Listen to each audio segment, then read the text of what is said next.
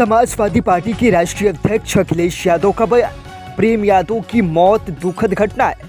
अगर किसी को अंदेशा होता तो तैयारी से जाते। धारदार हथियार से उनकी हत्या हुई। अखिलेश यादव ने अपने बयान में कहा, सरकार के लोगों को दोनों परिवारों से मिलना चाहिए। हमारी यही सलाह है कि ऐसी घटनाएं न होने दे। सरकार की नीयत साफ नहीं है, दोनों परिवारों की मदद करे। अखिलेश यादव ने अपने बयान में कहा, जनता की ताकत के सामने सरकार कुछ भी नहीं है। यहाँ परिवार एफआईआर दर्ज नहीं हो पा रही है। खाली पन्ने में साइन कराकर एफआईआर दर्ज की गई है।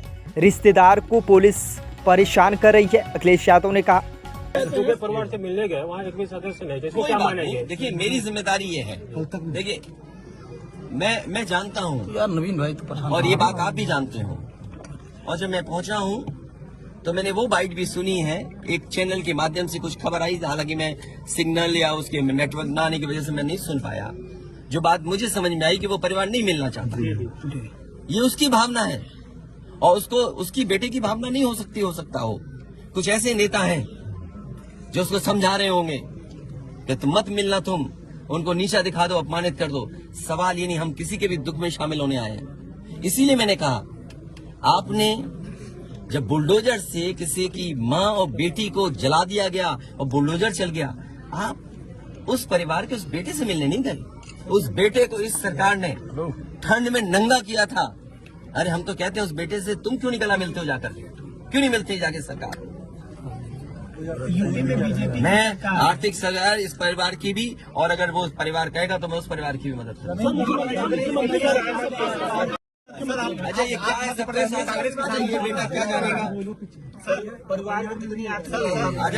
अच्छा, ये बताइए, गाड़ी उठा ले गए। ये परिवार चाहता था कि हमें चाय पिला दे, हम इसके घर आए।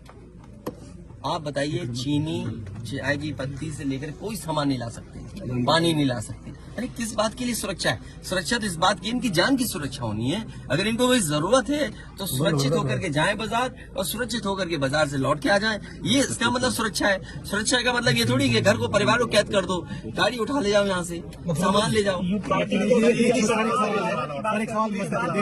देखिए, मध्य प्रदेश का भी मत पूछो, मैं आपसे कह रहा हूँ, नहीं कोई आर्थिक सहायता नहीं। ये परिवार अगर पढ़ेगा लिखेगा, जो पढ़ाई करना चाहेगा, जो मदद कहेगा, मैं करूंगा।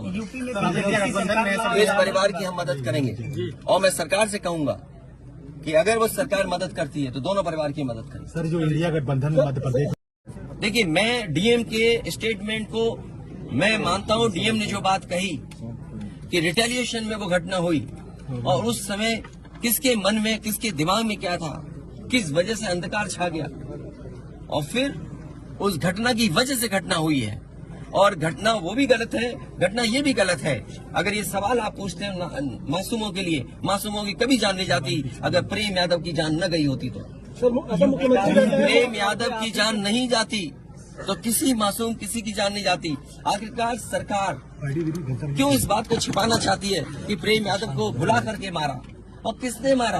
धारदार से कैसे मारा?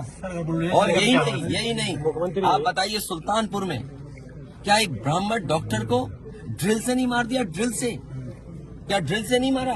क्या उनके परिवार के बच्चों को आपने गले लगाए? क्या उनके परिवार के सदस्य अस्पताल मिलने गए?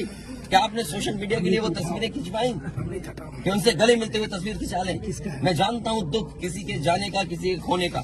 आज हम जरूर इस परिवार के साथ हैं या और लोग हैं, लेकिन जब वो अकेले बैठेंगे, कभी याद आएगी उनके परिवार के सदस्य की, तो उन पर क्या गुजरेगी? सोचिए आप। क्या बेटियां उसकी छोटी, क्या बुलडोजर चलेगा? ये जनता रोक देगी बुलडोजर को। और सवाल ये नहीं है, सवाल ये नहीं है, सवाल ये नहीं है। एक मिनट हो जाएगी ना सवाल। मैं बैठा हूँ। ये जो बुलडोजर चलाने की भाषा है, जो बुलडोजर चलाने की संस्कृति है, ये मत समझिए बुलडोजर में दिमाग नहीं होता है।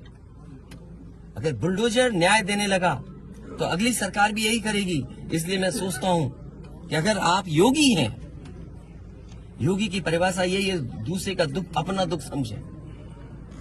आप अपना गिराते हैं तो मुआवजा लेते हैं।